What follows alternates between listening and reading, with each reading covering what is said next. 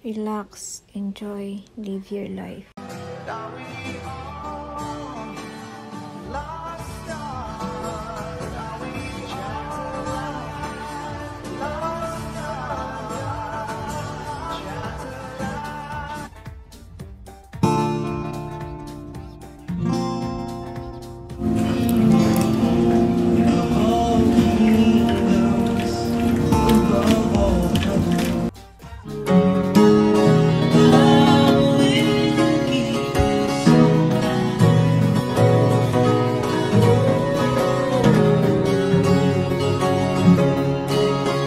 Isa sa bucket list ko ang mapuntahan ang Mix Destination Cafe sa La Union. Kaya mula naman sa Cavite City ay tinahak namin ang expressway papuntang Agoo, and dahil nga Holy Week, 8 hours kami sa daan yan. Kaya pagdating namin dito sa La Union ay for sure umaga na. Kaya ipapahinga lang saglit and saka kami magdi-date ng aking best friend doon sa Mix Destination Cafe. Kita nyo naman kasi sobrang red, sobrang traffic. At bago nga ako nagpunta ay nag-message muna ako sa kanilang page kung open sila. Mahirap na, baka mamaya nga kami. And they are located at Magsaysay, Tubao, La Union. Yes po, Magsaysay, Tubao, La Union. Heto na nga yung menu nila and the prices are stated. Kaya nag-order na kami ng aming food. And here is our order. We have ordered matcha drinks, almond drinks, and dark chocolate drinks. Try namin lahat. Na-star, ibig sabihin, bestseller sila. And here is our roasted series milk tea drinks serve. Yum! Super yummy. And my husband ordered half-half pizza. Yan. Half-half kasi gusto niyang tikman yung both. And my best friend choose rice. At titikman na namin kung ano ang lasa ng pizza. Itsura at amoy pa lang, swak na sa sarap. Kaya sulit na sulit yung babayaran mo dito sa Mix. And I also ordered finger foods na nachos kasi yun yung bet kong kainin. Ayoko ng rice meal. Although masasarap lahat, lalo na yung steak, pero I'm still full kasi. And sulit yung babayaran mo, sabi ko nga.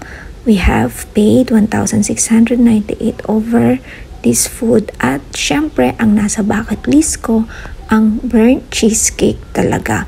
Dito pa lang, sold na ako. Kasi suabe sa sarap. As in, hindi ka magsisisi. While enjoying the food, we do a lot of chikas kasi 2 taon din kaming hindi nga nagkita ng aking best friend, and babalik na naman siya sa Pampanga at kami naman ay babalik sa Cavite for our normal life. So, if you want to enjoy Mix Cafe food, pasyal na sa Mix Destination Cafe. From Agoo Arc, diretso ka sa Tubao, pa Baguio, and then pagdating sa bridge at Sentrum, likong kaliwa, merong signage doon paakyat. And so, sinulit nga namin yung bonding namin ng aking best friend kasi almost 2 years kami na hindi nagkita. Kaya, habang nagkwekwentuhan, kumakain din ng masarap na food sa Mix. Titikman ko muna lahat, pa isa-isang kagat muna. Pero hindi ako tumigil sa pa isang kagat kasi talagang masarap siya. Sobrang sarap. Thumbs up ako.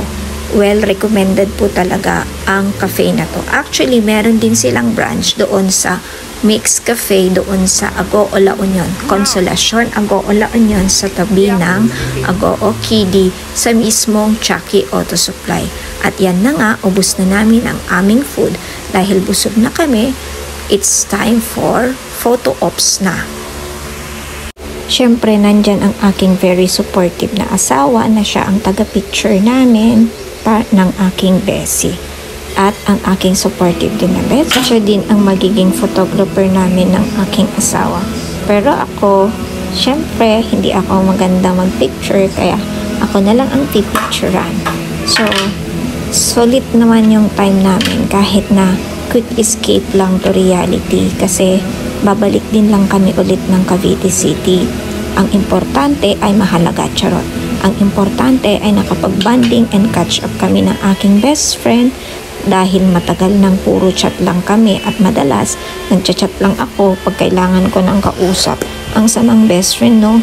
Pero yung best friend ko talaga napaka-understanding. San ka pa maghahanap ng best friend na katulad niya? And it's time for us naman ng aking husband na mag-picture-picture. Starring doon yung Wilkins namin. Note, hindi po siya sponsored. Sorry po ha sa mga dumadaan. Nakukuha po siya sa picture taking. And makikita nyo dito na ang dami talagang tao kahit malayo.